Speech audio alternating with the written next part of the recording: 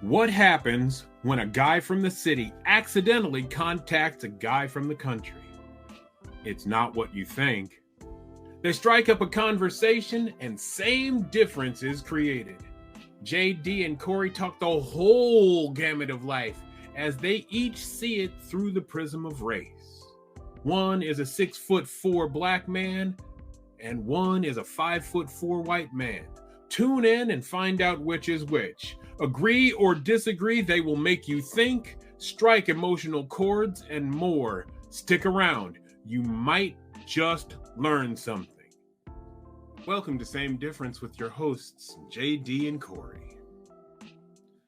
We're sharing our stories and how our stories impacted our approach to life. We take our perspectives into having dialogue about real life topics. Welcome back, everybody. This is episode 17 of Same Difference Podcast. I am one of your co-hosts, Kory May, and I have the illustrious good Dr. J.D. Mass. Doctor, talk to me. How you doing again, Kory? It's been a day, brother. It's been a day. It is so good to hear your voice, and it is empowering to hear your stories. Well, thank you. I hope that we are empowering others, and I like the way that we're going right now. We're starting to really touch on some issues, but also wanting to maintain the storytelling element of this. So, Kory, I told about a bunch of parties. I told about being drunk. I can only imagine that in a place where I'm sure moonshine is made regularly, with all that good corn over there. Yes. There are some stories to tell. There are. If remember in episode 16, I talked about people got to know their limits, right? Right. And that's part of maturation, is testing your boundaries and understanding what your limits are. Well, I started recreationally drinking as a teenager because it was something to do with the guys. And it was an easy thing to do. You get some money, and then you'd go to a local grocery store. And if you had someone who looked old enough in your clique, they could go buy it. Or, because remember, the drinking age is 18, right, or 19. Or if that failed, all you had to do was find a college student, pay them some money, they'd go get a case of beer. And this wasn't good beer or anything, and I'm not really sure that I'm not really sure that there is such a thing as good beer. But you're talking Carling Black Label, a case for $2.50. Well, and you get two cases for $5 and tip somebody else $5 and you call it good. You got that's what, 48 cans or so. Sit down by the river, drink, talk, a whole bunch of braggadocious stuff. Which river is this? This is the Iowa River, which will eventually flow into the Mississippi, which goes down past y'all in St. Louis. That was a thing. And drinking was one of those ways that we thought was cool. A high school classmate had a house party. It wasn't like your house party when it was small and kind of restricted. This was a much bigger house party, where the invitation just went out. And it was viral before viral was viral. So my classmate, whose name deserves to stay anonymous, was there alone, and there had to have been 150, 200 people. It was big, and kegs were emptied, cases of beer were done, and I got into a bet with another person that I couldn't drink a gallon of beer in some ridiculous short period of time. Now, remember, when you're a teenager, your brain is not fully developed. Hmm. So I drank that gallon of beer. And what's amazing is that your stomach doesn't have the capacity to hold a gallon of beer. I would imagine. And it was carbonated too. And it came back out. Well, good thing you're by the river. No, No, this was at the this was house. at the house. Well, Oh yeah. You know how you were straddling the commode and everything? yes, No, my head was in it. I was praying gone. to the porcelain gods. Oh, I was. I whoo. But I realized afterwards, because I didn't know enough. So it wasn't that much later that I was hanging out in the University of Iowa dorms and uh, got into another drinking contest. Well, let me tell you something. Uh, a screwdriver is supposed to have vodka and orange juice, but this was vodka with just an eyedropper full of orange juice. Blotto. I don't passed out. I don't remember anything. I was lit up. Evidently, I got sick in this person's room, and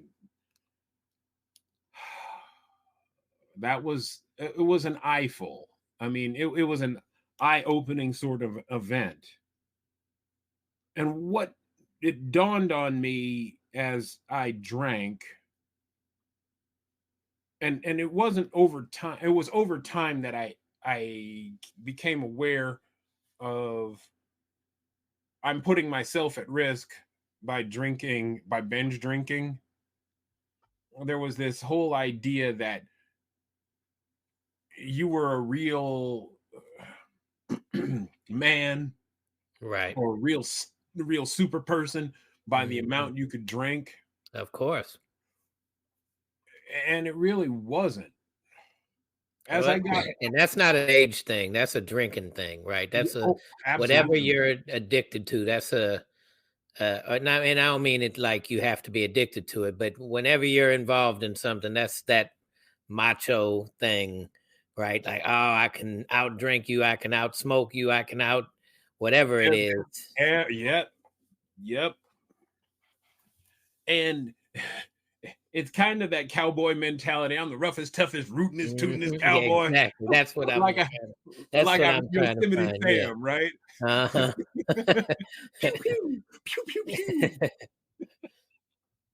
pew. Big hat, no cattle. Well, that whole thread of being able to outdrink other people kept going on, and at one point or another, um,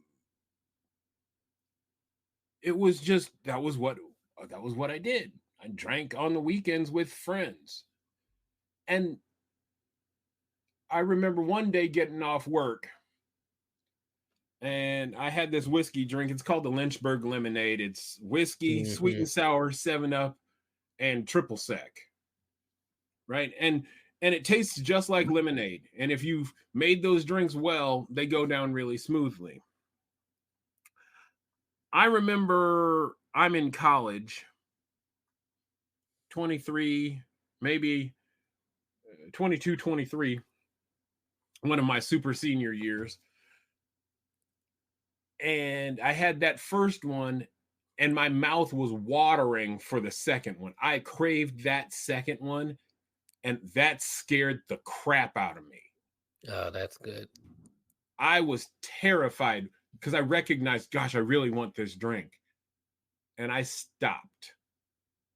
I absolutely positively stopped cold turkey, didn't drink for at least 2 or 3 years. Wow, that's great.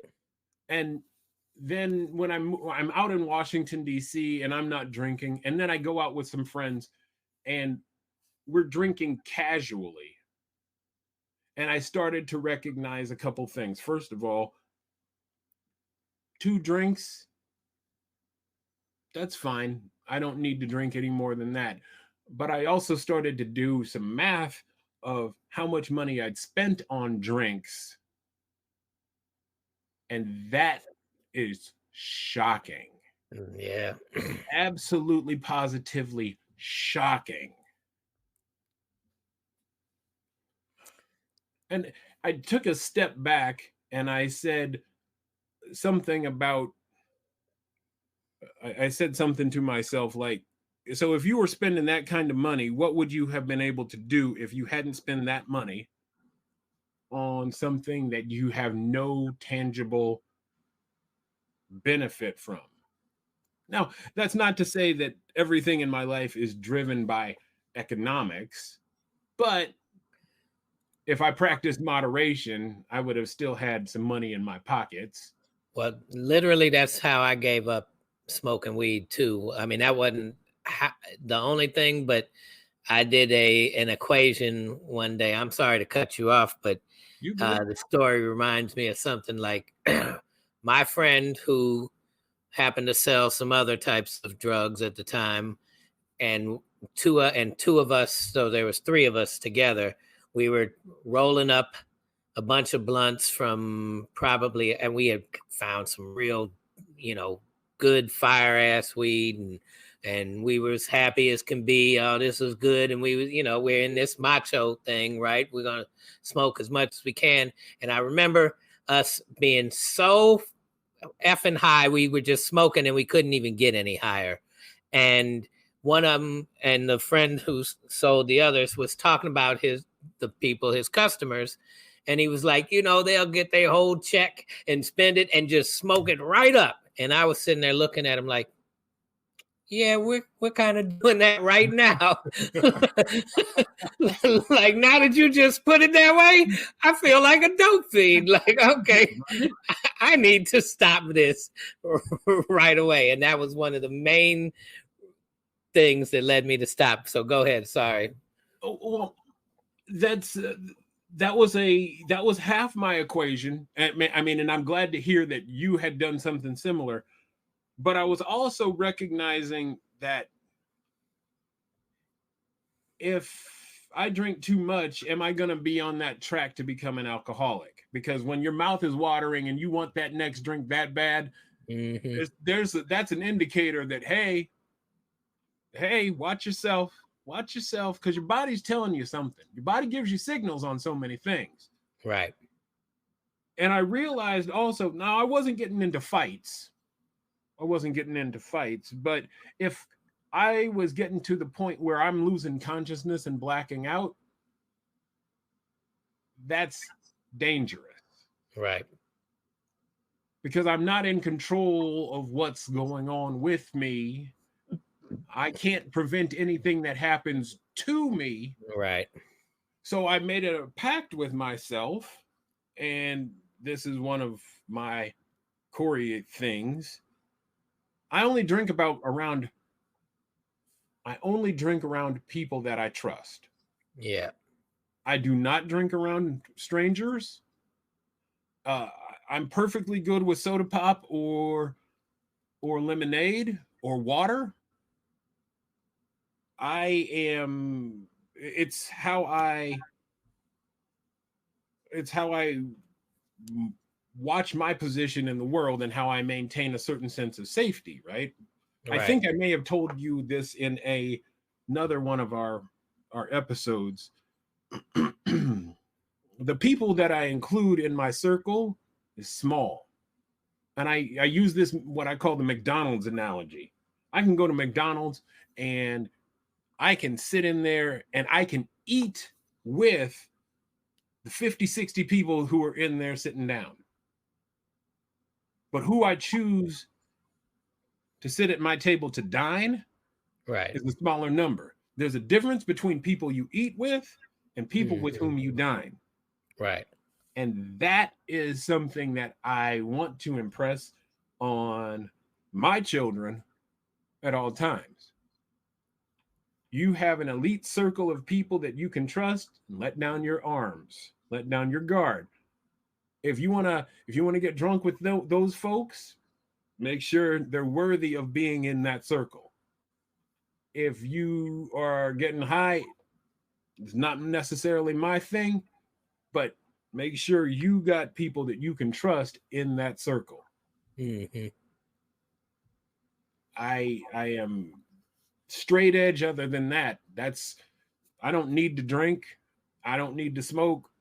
I actually am more of the mindset that I'm better off if I don't do those things because again, it's expensive. It's an expensive hobby. It's an Yeah. expensive habit. Now, that didn't come around easily or quickly. It came around over time.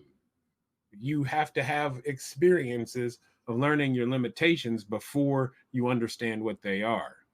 If you never do anything, you can't have limitations for those things because those are all at zero. If you experiment and you go through some hard knocks, that's that's where you start to establish those limitations. Now, in my life, I think I've had a hangover 3 times. Other than that, I don't have them. But that's not something that I'm going to abuse, not by any stretch of the imagination. Were they mostly in college? Yeah, I remember once, I drank really heavily, and then I had to go to work. I had no idea what a hangover was. And I was thinking, man, I don't understand why my head feels like it's in a vice being squeezed. Couldn't knock it. And until one of my friends explained that to me, and I said, oh my gosh, this isn't worth it. This isn't worth it. And from that point forward, that was starting to move in that direction of I don't need to be drinking on any regular basis. It doesn't make me better. It doesn't make me a stronger person or anything like that. It doesn't move me in terms of being a better version of me. Right. So, who in your college years did you hang out with the most? Was it still people that you knew growing up, or were there new sets of friends that had come from? New sets of friends. New sets of friends. At that point, I was hanging out. I had had a white roommate when I first moved back from Georgia, and then I ended up with consecutive black roommates after that, and it was cool because again we were shaping our own identity of what it meant to be a black man. It would have been nice had we been connected to a greater network of older black men so that we could have been maturing on the vine, if I Right. could use that In some that level of metaphor. guidance. Yeah, certain level of Right. guidance, certain level of this is how you do things, this is why you do things. Hmm. If you find yourself in this situation, this is how you should behave. But that didn't happen, and because it didn't happen, I needed to experience again the maturation. How many times do we have to learn by Hard Knocks University as opposed to this is how you do it, don't deviate off this path? Right. I learned at some point or another that I was being watched. I remember an incident where I I spoke to my mom and she said, "Is there something you're not telling me?" I'm like, "No, no, no. No, no, no. Everything's good, mom." "Are you sure?" I'm like, "Yeah." "Why are you so angry with me, mom?" And my mom said to me, "I heard that you got arrested because for drugs." Like, "No." "Well, that's what I heard." And I said I wouldn't do that. One, and two, not only would I not do it, at the time that you said this whole thing happened, I was someplace else. Well, I wasn't necessarily believed, and I had to convince my mom that I wasn't on that track. What ended up also happening was I called the sheriff's department and the police department saying, "Hey, I heard this about me," which is kind of like sticking your head in a noose and kicking the stool out from underneath it. And they said, "No, we don't have any record of anything like that." And it was in that moment that I really started to pay attention to the idea that people were watching me, which is an unsettling feeling. Or maybe it's not necessarily that they were watching me, but I was more visible than many of my other people, my peers, simply because I'm a tall black man wearing glasses. So was this the other Kory May that I don't think our paths had crossed yet. I don't even think our paths have crossed yet, other than in passing. It was that it in that moment, I that was that first indicator that watch yourself, because you're visible. And in that, in those circumstances, that's like there might be 15 blonde-haired, blue-eyed people there in that room, and some dark-haired, dark-eyed people in that room. But who are they going to remember? They're going to remember the tall black guy wearing glasses. They're going to remember me. They're not going to remember everybody else. Right. There's only one of you. Right? There's 15 of those and 10 of the other. And there's me. So when you hear the phrase, someone stands out in a crowd, there's a reason why they stand out in a crowd. And usually they are the lightning rod of whatever controversy might be there. Even if they've done nothing wrong. Mm-hmm. Well, he was here. He was here. Mm-hmm. And let it hang out in the air and let somebody else draw the conclusions. Well, since he was there, he had to be involved. He had to be. You know how they are.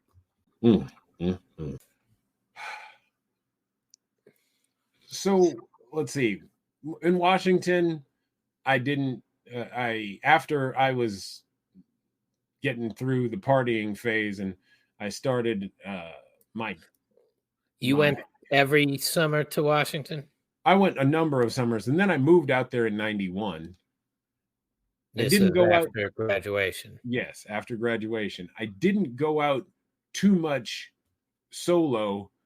When I moved over to the political position, that's when I started to network with more people, and I started to have a circle of friends. And again, you test your limitations, and then you figure out what you need and what you don't need.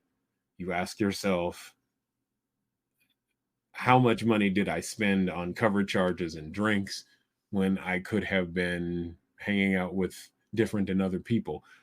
There's a thing that happens, and the acronym came out within the last 5 or so years. It's FOMO, fear of missing out. Mm-hmm. When you're young, you don't want to miss anything. Right. You want to be all up in it. I highly recommend people experience as many things as they can, and then come to the conclusion that you can miss out on some things. And you'll be all right. And you'll be okay. What you got for questions, my friend? When you went to Washington in the summer, were you developing relationships that you would come back to, or did you not really develop your circle there until you moved out? Oh, some of the people that I had contact with in Washington, I was friends with, but when I was working construction, a lot of those folks were college students, and maybe you see them the following summer because they're in the same plight as you in terms of money and work. Mhm. And then after that, after graduation, it's whoosh. I don't need to do construction anymore because, well, hopefully I have put myself on a career path that is less physically taxing and more mentally taxing. Right. That was what we were taught as kids. You don't need to be working a physical labor, uh, build up your brain so that you don't have to do that hard work wearing steel-toed shoes outdoors. That's the hard work. Hmm. And Washington is chocolate city. Atlanta certainly is known for its, large black population. Mm-hmm. Did you have the same experiences that you did early on? Now I know that's a college setting versus being out in the workforce is a little different. But your experience in DC was better for you. Yeah, because if you had an on ramp into, well, it seemed at in Washington that not only was I more familiar with the city, that's one thing. Two, there were friends that I had, as you had talked about, but the on ramp into Black culture was easier. Hmm. I didn't feel like I was um, ostracized or mocked because I came from Iowa. DC is a town of transients. I mean, Hmm. literally every 2 years, people turn over because Right. of Congress and the Senate, and every Hmm. 4 years, an administration changes. So, this city where you can be of your particular ethnic background and simultaneously still be a member of your home state seemed to be quite natural to me. It seemed to be like a perfect environment. Right. There was when I had the political position, it was easy to join the capital area I Club, which was Iowans who were in the Washington D.C. area, Maryland, Virginia, and the district, and we'd get together for game watches, for football Saturdays, watching the Hmm. Hawkeyes play at a sports bar in Northern Virginia or in Washington D.C. proper. So there was this taste of home, if you would, Right. Right. Certainly. and simultaneously, I could still be Black in Washington. I can there could you could go to uh, any sort of restaurant, all the Black restaurants. Um, if you knew people in Prince George's County, which is the wealthiest majority Black county in the country, you could feel that same vibe for middle class to upper middle class Black folks as well. Right. It was all very, very comfortable. Did you ever go to comedy shows? A lot of comedians coming out around that time Oh yeah, became mega stars. there was a comedy club that I went to several times. Um, geez, who did I see? I might have seen Paul Mooney there, who was absolutely hysterical. Um, Hysterical. oh, Very, I mean, very underappreciated. I mean, absolutely, I get that he's, controversial, but extremely funny dude, really underappreciated absolutely. for the comedy of it as well. He used to write for Richard Pryor. Yeah. He was on Richard Pryor's TV show that was back around in the 70s, and he also had he was on Richard Pryor's roast, which was you can find it on YouTube. Stellar. He was on the Chappelle Mhm. show as well, Negro Damas. Yeah. Um, I have his biography, as a matter of fact, that talks about his growth and journey into uh, the comedian that he was. Rest in peace. I think he died within the last 5 years. Yeah, But I'm pretty sure. yeah, I saw him live. I saw several different comedians there. That was 30 plus years ago. Thanks Yeah. for reminding me about that. Hard to believe. But yeah, the culture scene in Washington was very comfortable. I could be listening to any number of black radio stations and black commentators, black DJs. It was definitely steeped in that black culture. Now, over the last 30 years, DC has become gentrified, and Okay. some of that flavor has been muddled. Muddled. Little blandness. Yeah, some unseasoned chicken up in there. Unseasoned chicken. Poor white folks. I love us. We just need to add a little more seasoning and let go of some things so we can loosen up. I agree with you. That's all. When last we talked, well, actually, let's just jump back to what you were talking about. Uh, that revelation that when you were smoking up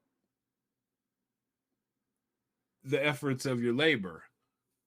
You want to tell more about that? Or is Yeah, I there an mean, adjacent story? so the weed culture is different, right? Like uh it is a very kind of sharing, that's the whole purpose of it, as opposed to just being your own high. You get high to share with others, right? And so that was what partially attracted me to it. The sort of, for me, I don't know, it gave me a flip side to my coin. If I was thinking one way, smoke some weed, and I would try and look at it from a different perspective and kind of thing like that. So for me, there was that's what attracted me to it. And then after a while, it just kind of wore on me. And I remember going through after this time, I'm telling you, we spent $250 on this bag of just top notch weed. And we tried to smoke the whole thing while talking shit about people who do that for crack. Right. And so the other thing about weed is you can get lost inside your head, right? You call it stoned, and you're just sitting there and you're thinking, but you're not really responding. And that's what I And then it became, while I was sitting there thinking, I was going, JD, you don't even like yourself when you're high. Why don't you remember this when you're sober? Because it just became, when I was sober, wanting to get away from whatever that was, get the edge off, get the whatever. And I'm just trapped. And I can remember being in a car full of friends and them saying, there go JD again doing it. He just disappeared. And I just didn't want to do it. And eventually, the thing that ended up really cutting it completely was I had started working with Nelly.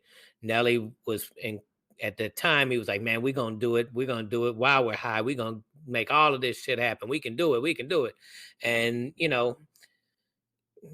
again, he wasn't trying to like be mean or put, like you see the drug dealer commercials, come on, you can do this or anything like that. Right, right. But just, he was encouraging. That was his thing. He loved it. He enjoyed doing it. And I wasn't responding the same way. And someone who became very close to me, his name was Sam Moore. He recently passed during COVID, but he was an alderman. He became an alderman, but at that time he was known as the governor of the ghetto. in St. Louis, or the governor of the North Side, as we became more politically correct as we got the white mayor in. But Sam said, JD, I spent a lot of years getting high. And if I could look back on the things I could have accomplished had I not been slowed down by smoking weed, I would have done so. And I'm just telling you, if you can hear me, so to speak, because I was high as shit when he told me this. If you can hear me, this there's so much more you can accomplish if you give that up. And I was like, bing. Like I said, for me, it's always that one thing. I can hear something over and over again. If it's said the right way and it fits contextually into my life, I can make a decision like that and truly incorporate the change. And that was it for me for that. That was my last time. And, I was dating my wife or ex-wife at the time, before we got married, and she was pissed every time I smoked, and that didn't stop me. There was other things and other reasons why I didn't want to smoke, and that didn't stop me. But when Sam put it like that, yes. And I guess it's kind of the same as my mother when she said, you're just going to sit on that couch and watch people's lives go by on that TV. If you talk about missing out, I don't care about events. I care about accomplishments, and not like, oh, look what I did. But I just want to accomplish things. I'm addicted to entrepreneurship because I like putting things together and just seeing my accomplishments. That's my level of creativity. And so the fact that, to me, the weed was going to get in the way of that, that was it. That's what the context I needed to hear for that. So that was my journey towards stopping the smoke. But while I'm doing it, there became a period of time. Nellie's mom worked for I had tried obviously at Ohio State. I was brought some weed because they wanted to sell inside the dorm. And quite the entrepreneur, I must say. Yes. So I kind of had this peripheral weed selling thing. Shondo and I tried it. I wasn't very successful. I didn't know anybody that he didn't know. So everybody I knew was through him. Like, I'm scared to introduce myself to folks and I don't really have a lot of white friends.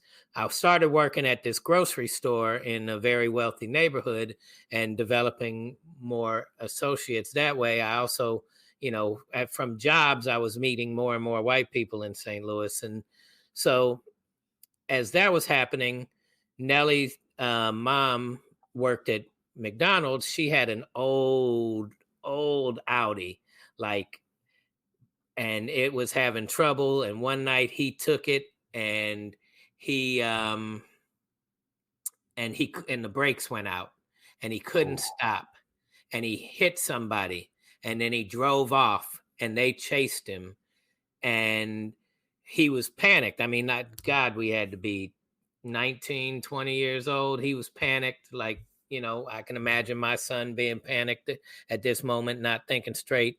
And the guy caught him, and the guy was actually genuinely a good dude, but he wanted his money for his car to be fixed.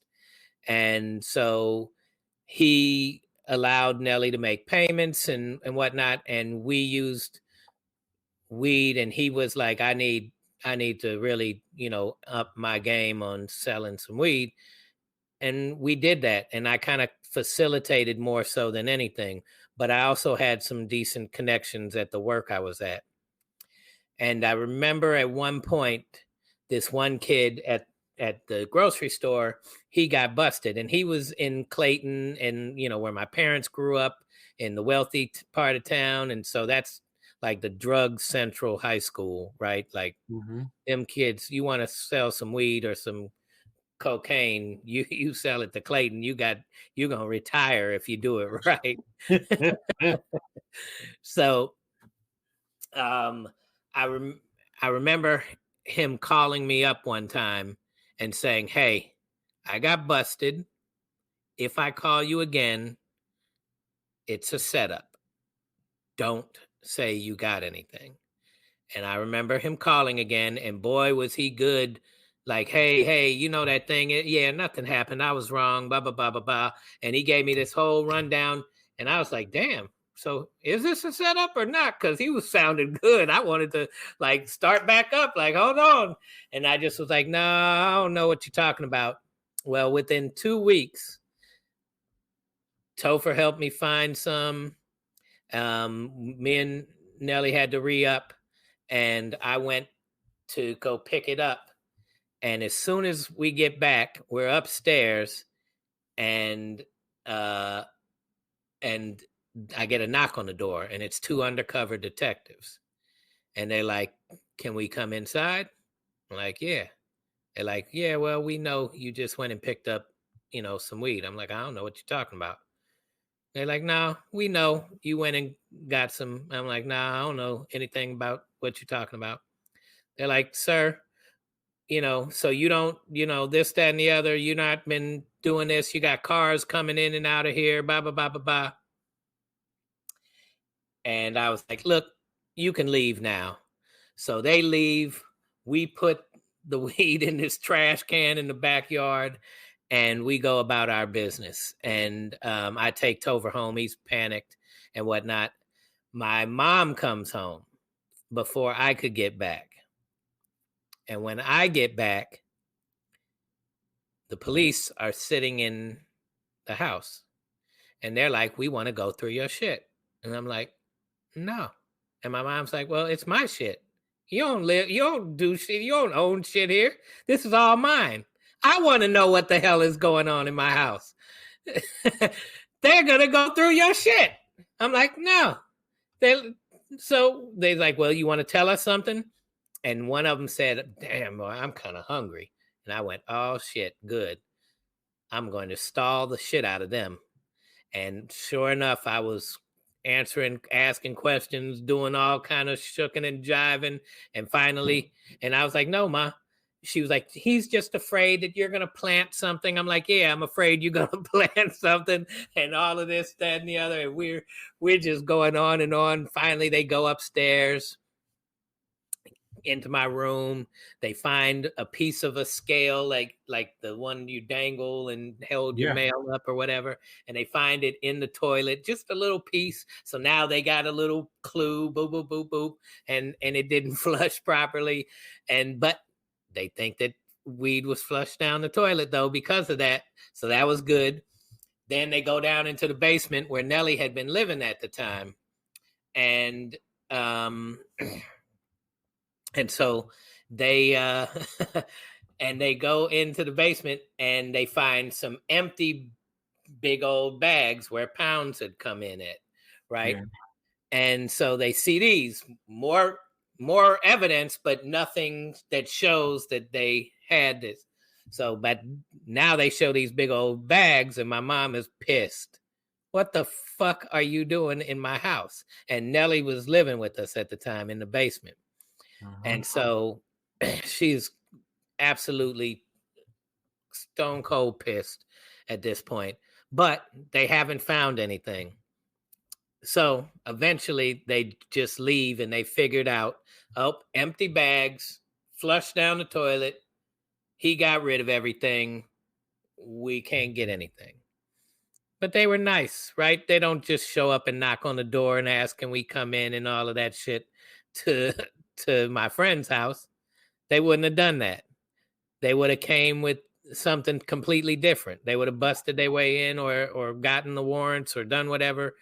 It was a very cordial experience for them. But So you had some privilege mhm, because of your whiteness and your and economic, socioeconomics. yeah, for sure.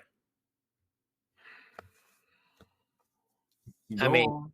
they were genuine. They were gentlemen. They were very nice. "Thank you, ma'am. Sorry about this." Mom was like, "I ain't buying it." I was like, "I told you I didn't have anything." She was like, "I'm not buying that shit." Now, Nelly's career blows up, and she brags to all her friends. He used to sell weed in my basement.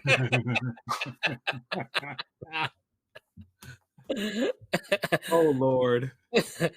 Oh Lord. Right. That basement was known for making millionaires.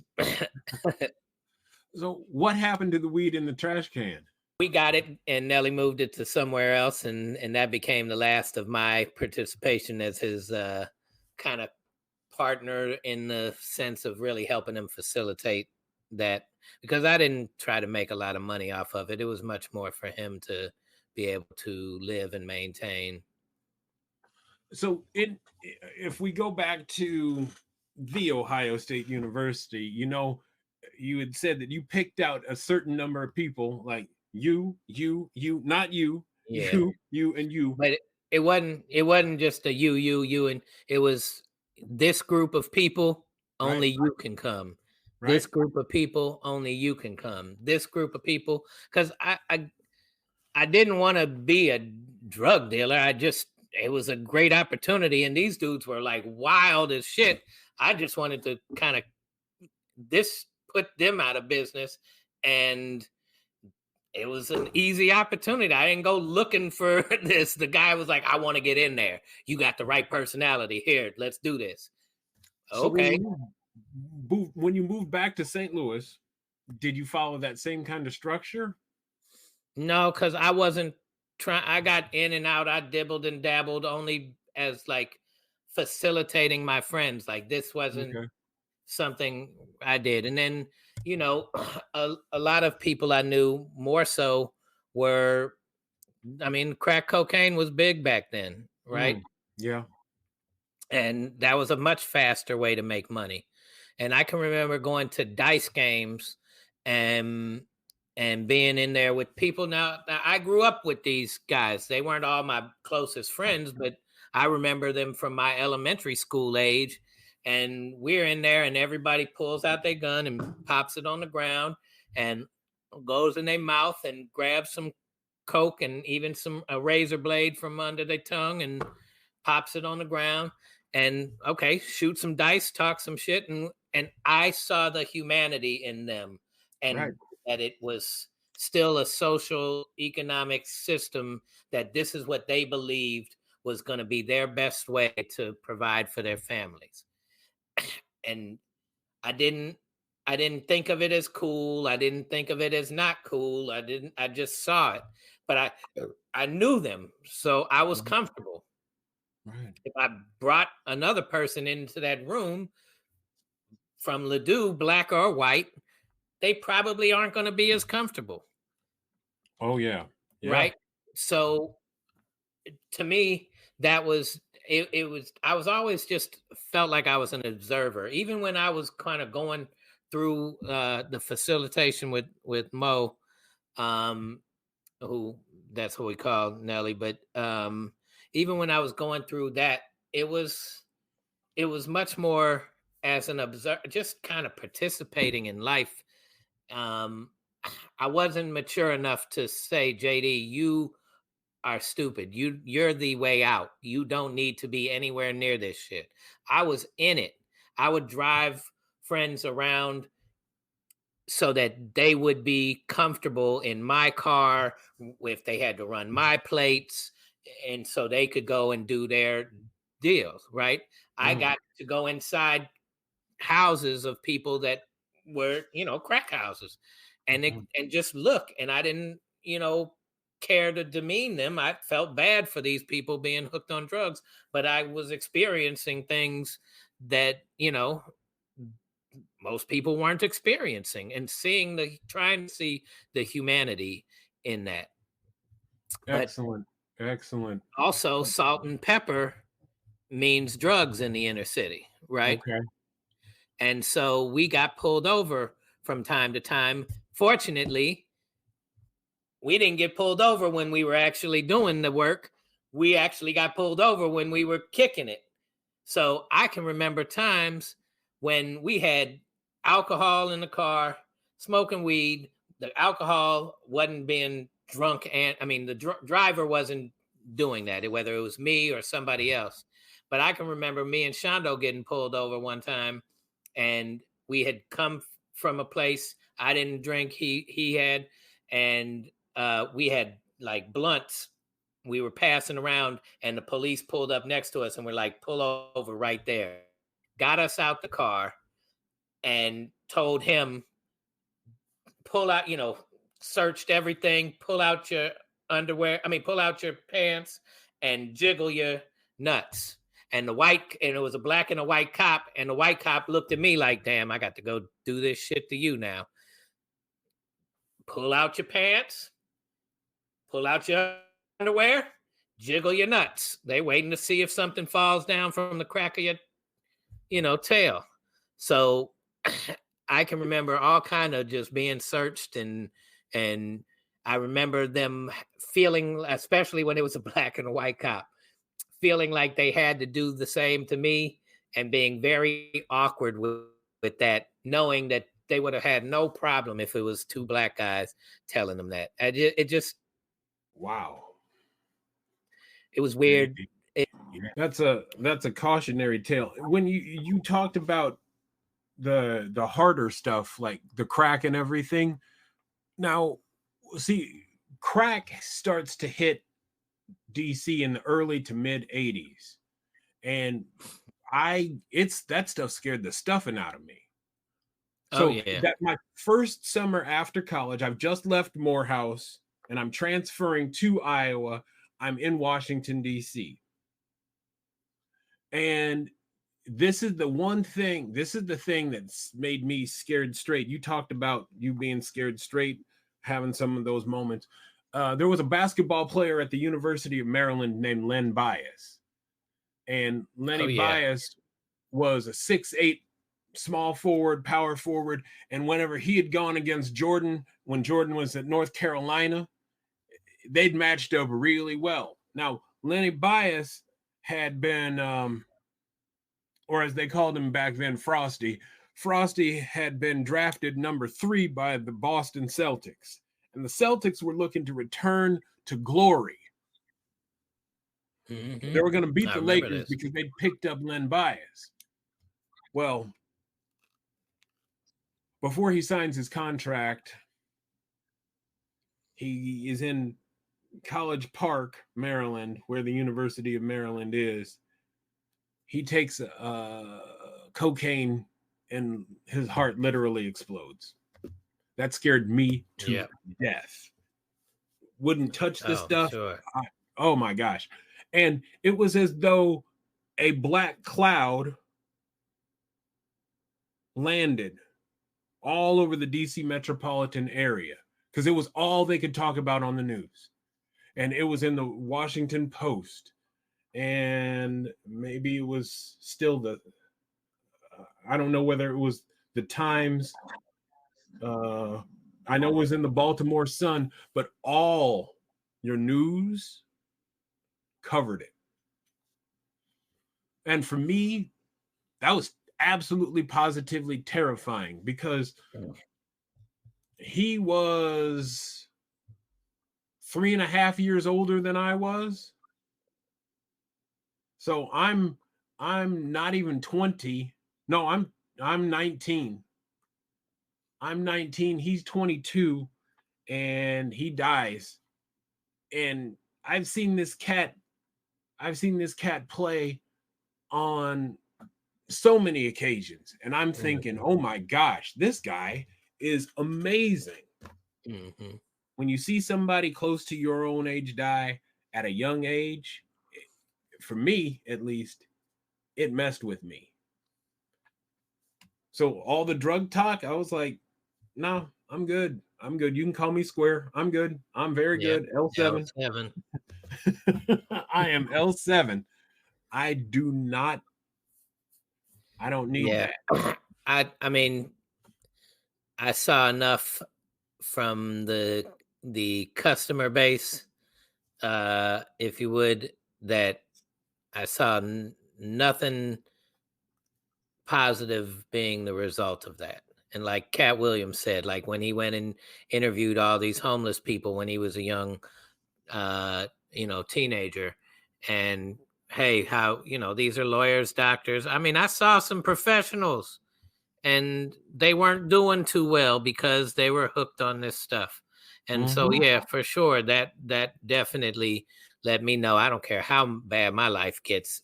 That is not going to help me rebound, and that is not going to be the answer.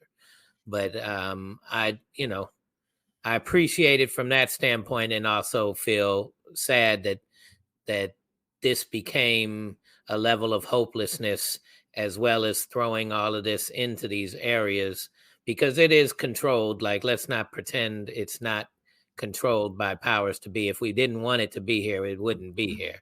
Absolutely.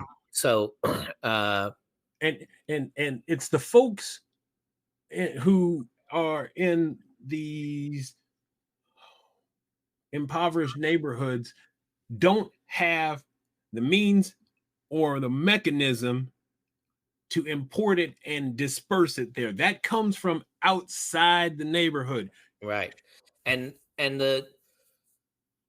so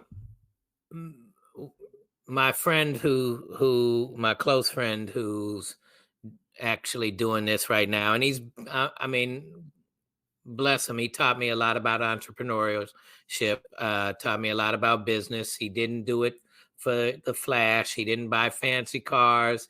He bought a house. He didn't, he invested in properties. He was building his way out of it. But he left town to go on a vacation, and he asked Nelly to help him out by going and making some of the transactions. Well, Nelly and I were rolling one time, and we go to pick up somebody who was a close friend of mine in school again, especially in middle school. And I couldn't believe, so I couldn't put these two together. First of all, he was skinny already, and he was super fast. Like, he was the fastest kid in our middle school for a while. And when he gets into the car, we go up to the Shell station, and we come back, and Nelly has me pull around, and there was somebody at the corner. And so Nelly's like, well, pull up halfway up the street. So I pull up halfway up the street, and he went to shows him what he has for the guy. And the guy pulls out a gun, and he says, and he's in the back seat. So he's got not only, the gun, but he's also behind us. And he puts it over Nelly's head, and he's like, give it up right now. And Nelly ducks down in the seat and grabs the gun and tussles and jumps into the back seat with him. And I am like, what the fuck is going on? And frightened to life. And before I knew it, my car door opens. The guy puts his thumb on my neck. I thought it was a gun. He grabs the keys and he turns the car off. And I hear the guy in the back seat go, stop, you're going to make me shoot. And I'm like, yo, let it go. And I didn't know that when Nelly was telling me to drive up the street, that other guy was there. So I felt bad because I should have done more, but I don't know what to do in these situations. That's my first experience. So Nelly had actually gotten himself out of the situation and had the gun pointed at the other guy. He would have probably let it go. We could have put him out, but at the end, they got the crack that they were looking for. We got to walk away alive. The dude wanted to do something to me. And the one that robbed us was like, no, he's cool. Don't do nothing. Let's go. Leave him alone. This, that, and give him back his keys, this, that, and the other. Like, he just wanted the crack. And that was like mind-blowingly eye-opening for me. I felt bad for years. It took me a while to not feel bad that I didn't know what to do better in that situation before I finally had to say, JD, you had no reference point. Not only that, but what Nelly conveyed to me later was, or what it was conveyed to me by not only him, but the other guy, it was told to him, only take a very small portion because he's just a crackhead. He's not selling this stuff. So don't take him nothing bigger because but we knew him, so we didn't know like it was really that serious. Who thought somebody that went to through high school with us and we were close with in high school was strung out like this and willing to do that. And Right. so that was very eye-opening as far as what the level of drugs would do to you. I know a close friend of mine who was also spent many years hooked on drugs from this guy getting him high, has told me that the other gentleman is doing much better now. And, I'm thankful for that. I don't hold any personal grudge towards him, but it was a frightening moment. But I also felt bad. Like, had I just drove up the street and Ellie would have had it reversed, we would have been really super cool. This would have been a triumphant story. And instead we got, robbed, and I looked like the scared white kid, so to speak, or just whatever, forget white, the scared kid that didn't know what to do. Right. So how do you train for that? There's nothing that there's you no don't. manual. That's what I had to forgive myself from. But the macho shit, right? You drinking, you gotta, hey, you only drank 3 drinks, so you need to drink 6. Well, shit, I don't want to be the fucking pansy that freaked out when the gun was pulled. Like, you don't want that, but you gotta, also be realistic. Got you. You're not wrong by any stretch of the imagination. It's just that's an eye-opening set of circumstances. Yeah. That's an absolutely positively eye-opening set of circumstances. And no one, there's no manual for that. And I think this wraps up our episode, though, right? I think it does. Seriously, we both talked about learning our limitations, and that's a huge lesson. You gotta know your limitations. Yes, and some of us need to run right into the wall before we go, oh, that's where the wall is. You're not wrong about that. It's painful that sometimes this is exactly what we have to do in order to have our smarts happen that way, right? Yeah. Hey, Hard Knocks. Let me beat this into my head. Yeah. Anyway, let's wrap up this episode. And thank you to VPR once again, Kiana the Goddess, DJ FMI. We appreciate all the hard work you guys do and the fabulous show that you have. And as we grow more popular, we want to do everything in our power to help make sure that you all grow more popular, not just for popularity purposes, but because both this show and their show is about spreading positivity, teaching lessons, and making us all think, and that's not a bad thing. And so thank you, Kory. It's always been good. Say my pleasure. Before we get there, though, there's something else we've got to do. We got to thank all of our viewers and all of our listeners. If you want to get in touch with JD and me, here's how you do it. Send us your episode ideas to samedifferencebroadcast@gmail.com. samedifferencebroadcast@gmail.com. You can also reach out to us through samedifference.life. JD and I are on there, and I have to tell you, the more you engage with us, the better this show gets. So continue, reach out, and ask us questions. We like answering questions, and we love answering mail. Yes. So this wraps up another episode 17. We're starting to get up into high teens. I know. Hey, JD, we've got almost a mature teenager here. I see. You're getting ready to go to college. Woo! Let's hope this episode or this podcast's college years are a little bit more mature than ours were. Shall we? Exactly. All right, that's it for JD and me. This is Kory May wrapping up. We'll see you again next week. Same Difference podcast. Same difference. Thank you for tuning in to another inspiring episode of Same Difference. We hope this journey through unique connections and diverse perspectives has left you with fresh insights and a broader understanding of the world we share. We're humbled by your support and enthusiasm for the incredible stories and discussions we've shared. And remember, our mission is to foster critical thinking, embrace new perspectives, and spark conversations that bring us closer to an equitable world. So, if you've enjoyed our podcast, please don't forget to subscribe, rate, and review us. Your feedback means the world to us, and it helps us reach even more listeners.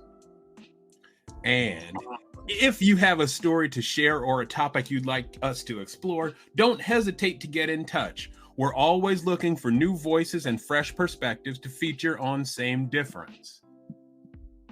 Until next time, remember that our shared humanity is our most powerful asset, and by working together, we can bring about positive change.